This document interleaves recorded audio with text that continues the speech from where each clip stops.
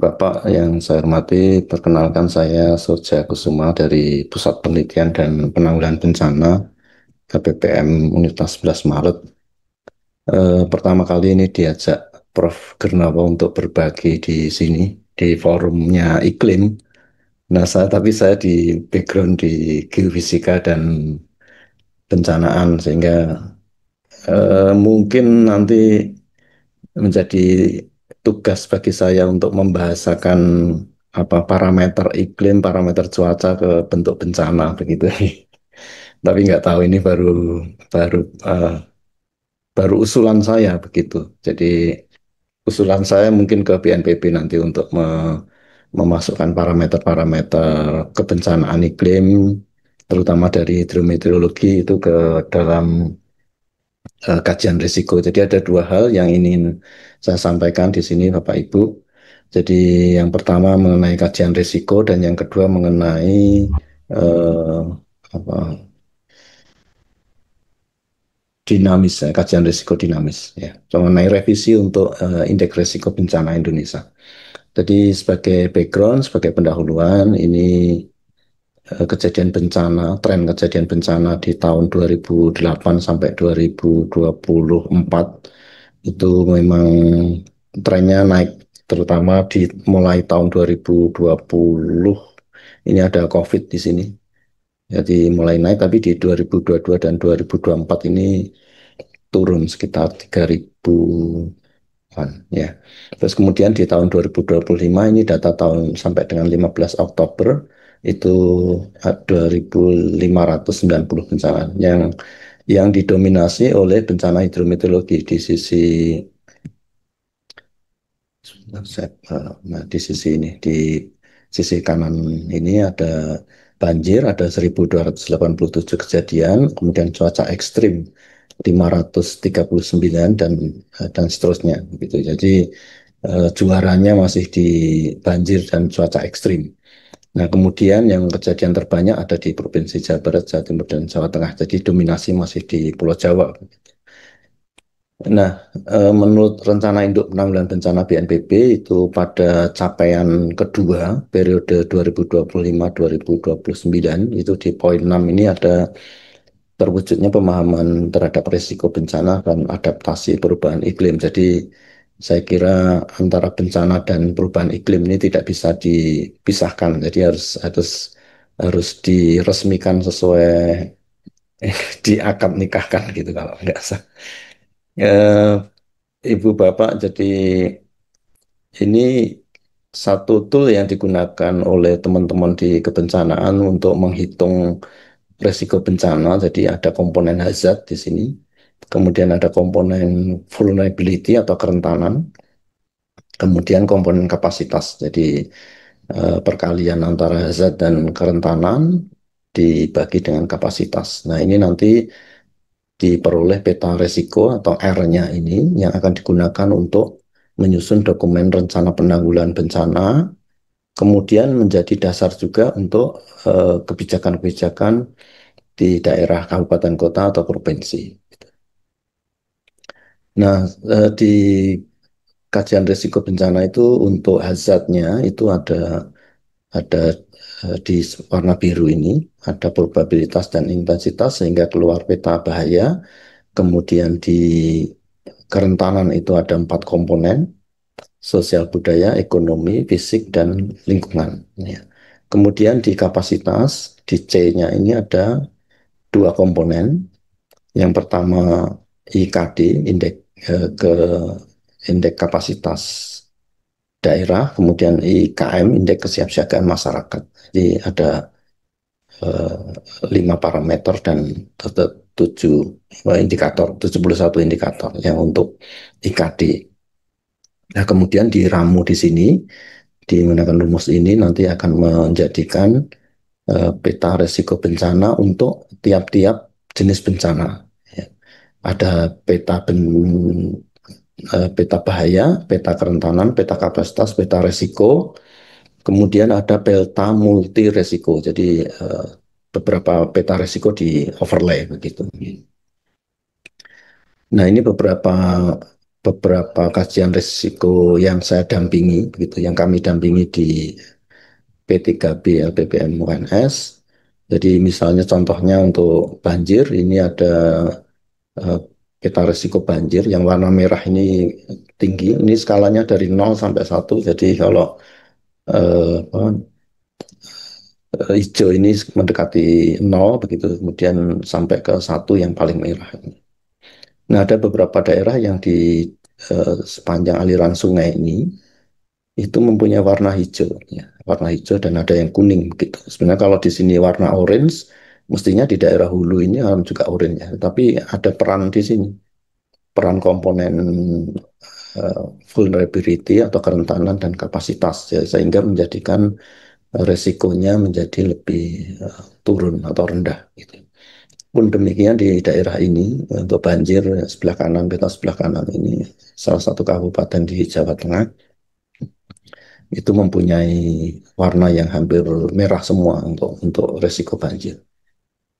Nah, yang untuk cuaca ekstrim itu ada beberapa, ada kabupaten yang warnanya tidak ada merahnya begitu. Jadi eh, apa mungkin karena memang kapasitas sama kerentanannya, kapasitasnya cukup tinggi sehingga menjadikan daerah tersebut menjadi rendah. Jadi kalau dari rumus ini kalau kapasitas kita naikkan, ini R-nya akan menjadi turun begitu.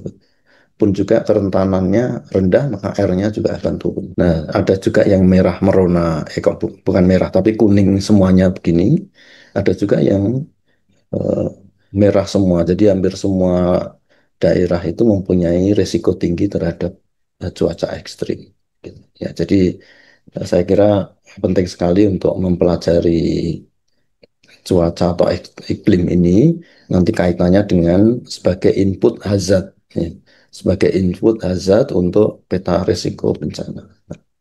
Ini indeks risiko bencana yang sudah di buku disusun oleh BNPB dari edisi 2013, tidak tiap tahun dikeluarkan, tetapi periodenya 2 tahunan, ada yang 3 tahunan. Kemudian ini yang terakhir di Januari 2025 untuk edisi IRBI tahun 2024. Ya, di launchingnya di Januari. Nah, yang menjadi apa eh, pertanyaan bagi teman-teman begitu bahwa yang di IRBI sebelumnya itu juga ada komponen bahayanya itu menggunakan data tahun 2011 gitu dan kok kerentanannya pun juga 2011 sehingga yang berubah di tahun 2024 di RB 2024 itu hanya IKD-nya saja ya. Saya kembali ke slide sebelumnya tadi. Jadi ini pakai data 2011, ini 2011 dan hanya yang 2024 saja yang yang menggunakan data 2025 ya. Jadi kalau dari rumus ini tadi ini hanya tuh pakai yang 2011, ini pakai 2011, hanya C-nya saja. C-nya saja yang menggunakan 2024 itu. Jadi padahal buku indeks risiko ini diacu oleh apa pemerintah daerah maupun dari penggiat kebencanaan sebagai standar untuk penurunan risiko bencana. Jadi yang hanya dipakai yang di komponen ini, di IKD-nya saja yang berubah. Sehingga perhitungan IRBI hanya berdasarkan kepada penilaian indeks kapasitas daerah IKD-nya. Ada 71 indikator. Jadi yang lainnya menggunakan 2011. Nah, ini mungkin akan menjadi revisi bagi IRBI 2000 selanjutnya 2026 atau 2027 begitu. Padahal di IKD ini hanya 40% dari kapasiti. Kapasiti itu jumlahan dari IKD dan IKM ini. Sehingga faktor hazard dan vulnerability ini tidak menggunakan data terbaru, maka banjir Bali, kemudian ada gempa Cianjur begitu, atau cuaca ekstrim yang di Jakarta itu hazardnya itu tidak dimasukkan sebagai indikator IRBI. Nah, ini mungkin akan menjadi catatan bagi apa dan akan kami usulkan dalam webinar. Nah, yang kedua nanti yang akan terkait dengan iklim, ini ada kajian risiko dinamis. Jadi kalau tadi itu dokumen kajian risikonya adalah dibuat tiap 5 tahun. Jadi 5 tahun atau ada juga yang diupdate 2 atau 3 tahun gitu dari kabupaten kota atau provinsi gitu. Jadi dokumen kajian risikonya, risiko bencananya itu tiap 5 tahun diubah dan diubahnya hanya di IKD-nya saja, tetapi tidak di faktor bahaya atau kerentanannya. Sebagai contoh ini prediksi curah hujan dari BMKG, saya ambil di webnya BMKG. Nah, ini akan sebagai masukan untuk komponen hazardnya. Komponen hazardnya, sedangkan kita punya komponen eh, kerentanan dan kapasitas yang bisa berubah gitu. Sehingga kalau dengan dashboard, ada dashboard ya apa di kabupaten atau di provinsi atau apa di tingkat level nasional begitu, sehingga bisa memantau resiko bencana secara dinamis gitu, karena tidak semua kabupaten kota itu mempunyai eh, eh, faktor kerentanan dan faktor kapasitas yang berbeda-beda. Di salah satu bencana gitu ya, misalnya hazard untuk curah hujan ekstrim begitu, ini eh, misalnya ini di Jawa Tengah begitu ya, ada hujan ekstrim.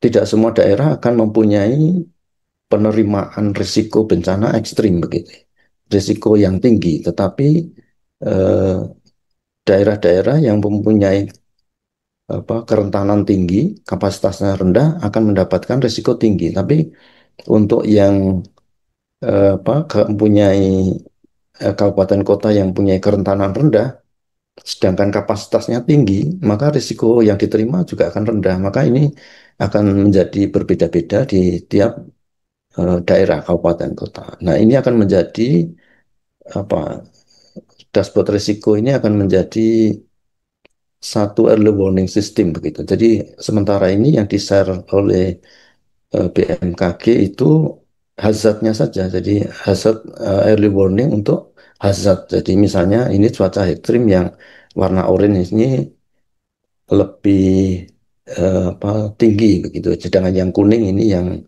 sedang. Begitu.